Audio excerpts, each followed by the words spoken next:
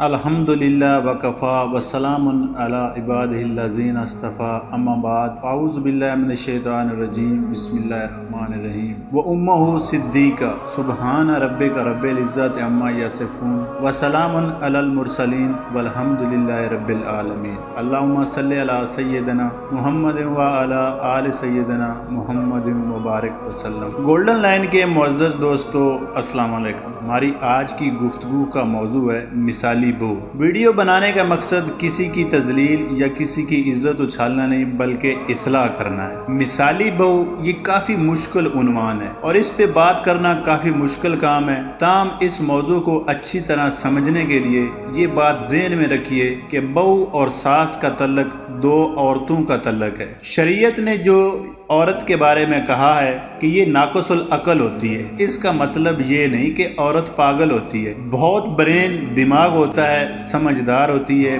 پڑھ لکھ جاتی ہے، دنیا کی بڑی سے بڑی ڈگری حاصل کر لیتی ہے۔ اللہ نے اس کو ٹریلین آف برین سیلز، اربوں دماغی خلیے دیے ہوتے ہیں۔ بس ایک بات ہے کہ اس کے جذبات اس کی سوچ پر غالب آ جاتے ہیں، جذباتی طور پر جلدی بلیک میل دباؤ میں ہو جاتی ہے، جس وجہ سے شریعت نے کہا کہ اس کی عقل ناقص ہوتی ہے۔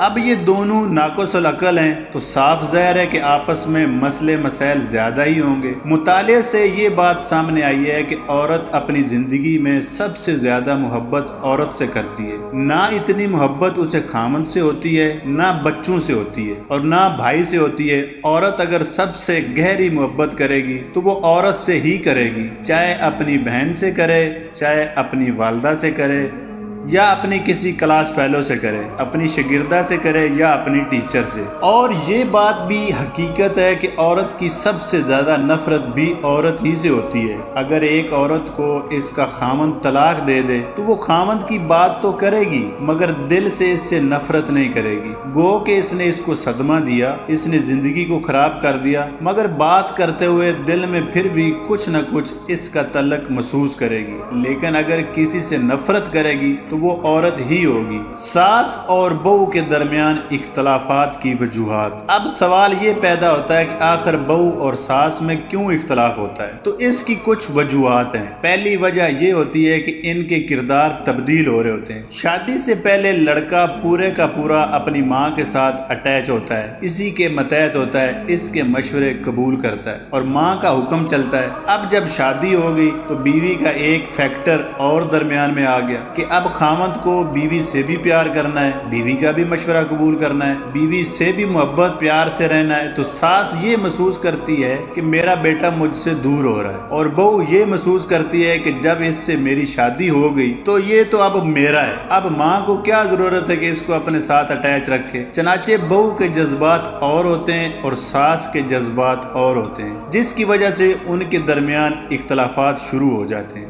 دوسری وجہ، پھر اگر اکٹھے رہ رہے ہیں تو گھر میں بات کس کی چلے گی، مشورہ کس کا چلے گا، فائنل حکم کس کا چلے گا، اس پر بھی کھینچا تانی ہوتی ہے۔ بہو چاہتی ہے کہ میرے بات کو وزن دیا جائے اور ساس کہتی ہے کہ گھر تو میرے بیٹے کا ہے تو یہاں پر میری بات چلے گی، تو یہ بات بھی اختلافات کی وجہ بنتی ہے۔ تیسری وجہ، پھر بعض اوقات دیکھا گیا ہے کہ ساس ہر چھوٹی چھوٹی بات میں مداخلت کرتی ہے، اس کو ہر بات میں دوسرے کو نصیحت کرنے کا مرض ہوتا ہے۔ بنیادی طور پر یہ ایک بیماری ہے۔ چنانچہ بہو کو ہر چھوٹی چھوٹی بات پر وہ نصیحت کرے گی اور وہ یہ نہیں سمجھے گی کہ میں اپنی طرف سے تو اس کو مشورہ دے رہی ہوں مگر اس کو میرا مشورہ بوجھ لگ رہا ہے، وہ اس سے تنگ ہو رہی ہے اور یہ چیز بہو اور ساس کے درمیان توازن کو خراب کر دیتی ہے۔ چوتھی وجہ، کئی مرتبہ ایسا بھی ہوتا ہے کہ دونوں ایک دوسرے سے ہائی ایکسپیکٹیشن، بڑی بڑی امیدیں ہوتی ہیں، جب کوئی ایک ان امیدوں پر پورا نہیں اترتی تو یہ بات اختلاف کا باعث بن جاتی ہے۔ پانچویں وجہ، کئی مرتبہ اس بات پر بھی آپس میں کھینچا تانی ہوتی ہے کہ بیوی چاہتی ہے کہ خامند سارے کا سارا مجھ سے ہی محبت کرے اور ماں چاہتی ہے کہ نہیں، جیسے شادی سے پہلے سارے کا سارا بیٹا میرا ہی تھا یہ اسی طرح رہے، اور یہ چیزیں آپس میں ایک دوسرے کے ساتھ بدمزگی کا سبب بن جاتی ہیں۔ کئی جگہوں پر ہم نے دیکھا کہ سسرال والوں کی مداخلت بہت زیادہ ہوتی ہے، یہ چیز اچھی نہیں ہے۔ شریعت نے کچھ حدود مقرر کی ہیں، اگر ہم اس کے مطابق زندگی گزاریں گے تو زندگی بہت اچھی طرح سے گزرے گی۔ سسرال والوں کو اس بات کا احترام کرنا چاہیے کہ جس لڑکی کو نکاح کے بعد وہ آدمی لے کر آیا ہے وہ بھی کسی کی بیٹی ہے، وہ ان کے بیٹے کے گھر آباد کرنے کے لیے عزت والے گھر سے چل کر آئی ہے۔ یہ اگر اس بچی کو عزت دیں گے تو وہ ان کی عزت کرے گی۔ اور کئی جگہوں پر تو ہم نے دیکھا کہ جہاں دین زیادہ نہیں ہوتا وہاں تو فیملی کے اندر گروپنگ ہوتی ہے، گروپ بندی شروع ہو جاتی اور فلی فیملی وار، گھریلو جنگ شروع ہو جاتی۔ شادی کیا ہوئی، ایک جنگ شروع ہوگی جو بے وقوفی کی علامت ہوتی ہے، حتیٰ کہ جو پوتے پوتیاں ہوتے ہیں ان کو بھی اس کا حصہ بنا دیا جاتا ہے۔ ماں بچوں کو سمجھاتی ہے کہ تم نے دادی سے نہیں ملنا، تم نے فلاں نہیں کرنا۔ بہو کی اقسام، اس پر بہت ریسرچ تحقیق کی گئی کہ بہو کی کتنی قسمیں۔ 6 ٹائپ آف ڈاٹر ان لا، بہو 6 طرح کی ہوتی ہیں۔ پہلی قسم who run at yes aunty mode، اس کو کہتے ہیں مدر ان لا۔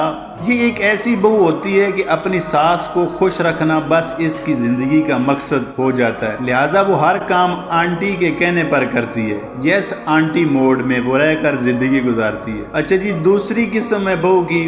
دوسری بہو وہ ہوتی ہے کہ جس کو اس کا خامند کہہ دیتا ہے کہ تم نے میری امی کو خوش رکھنا ہے، اس طرح وہ اپنی ساس کو خوش رکھنے پر مجبور ہوتی ہے۔ اگر اس کے دل کو دیکھیں تو ساس کے خلاف اس میں لاوے کی طرح آگ بھری ہوتی ہے، مگر اوپر سے خامند کے کہنے پر یہ اپنی ساس کو خوش رکھتی ہے تاکہ گھر کا ماحول اچھا رہے، مگر اس کے دل میں بہت زیادہ نفرت ہوتی ہے، دشمنی ہوتی ہے۔ ایک لطیفہ مشہور ہے، آپ کو بھی سناتے ہیں کہ ایک جگہ پر 4 لڑکیاں تھیں، ان میں سے 3 غیر شادی شدہ تھی اور ایک شادی شدہ تھی، اور وہ کسی ادارے میں لینگویج زبان سیکھنے کے لیے آئی تھی۔ ایک دن شادی کے موضوع پر بات ہو رہی تھی تو ان کی ٹیچر نے ان سے ایک سوال پوچھ لیا کہ what you will do if you miss your mother in law، یعنی اگر آپ اپنی ساس کو مس کریں تو کیا کریں گی؟ تو پہلی غیر شادی شدہ لڑکی نے جواب دیا کہ میں اس کو ایک محبت بھرا خط لکھوں گی، اس میں ساس کو بتاؤں گی کہ میں اس کو کتنا یاد کر رہی ہوں۔ دوسری نے جواب دیا کہ میں اس کو ایک بہت خوبصورت سا کارڈ بھیجوں گی اور اس کارڈ پر خوبصورت سا لکھا ہوگا mother in law I miss you. تیسری نے کہا کہ میں اس کو پھولوں کا گلدستہ بھیجوں گی اور اس کو لکھوں گی آئی مس یو۔ اب چوتھی لڑکی چونکہ شادی شدہ تھی تو ٹیچر نے اس سے پوچھا what will you do if you miss your mother in law? اس نے کہا I will reload my gun and try again. تیسری قسم، یہ بچیاں سٹرانگ پرسنالٹی کی مالک ہوتی ہیں اور یہ اپنی زندگی کو اچھی طرح مینج کر لیتی، وہ ساس کے ساتھ اچھا برتاؤ رکھتی ہیں مگر اس دوران وہ اپنی زندگی کی حقیقتوں کو بھی نہیں بھولتی۔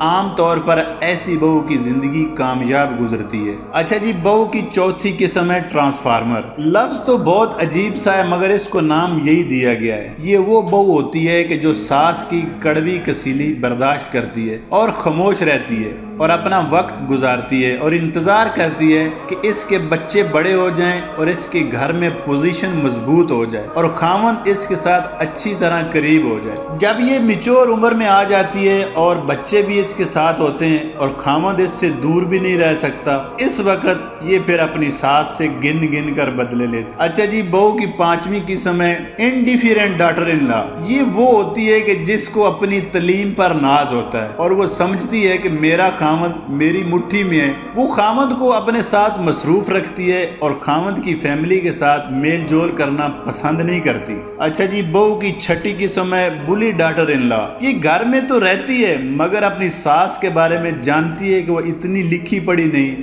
یا اتنی ذہین نہیں، تو یہ اس کو چھوٹی چھوٹی باتوں پر طنز کرتی رہتی ہے، باتیں کرتی رہتی ہے، سناتی رہتی ہے، اور یہ چاہتی ہے کہ ساس کا اپنے بیٹے کے ساتھ زیادہ رابطہ ہی نہ ہو اور پوتے پوتیوں کے ساتھ تو بالکل ہی رابطہ نہ ہو، اور بعض اوقات اپنے خامند کے سامنے بھی اس کی ماں کے بارے میں یہ کمنٹس پاس کر دیتی ہے۔ اس کو کہتے ہیں بلی ڈاٹر ان لا۔ یہ بہت بری بات ہے، اس طرح اگلے کی دل آزاری ہوتی ہے۔ آج تک کے لیے دوستو اتنا ہی، ملتے ہیں اپنی نیکسٹ ویڈیو میں جس میں ہم ذکر کریں گے بہو کے لیے سنہری اصول۔ والسلام۔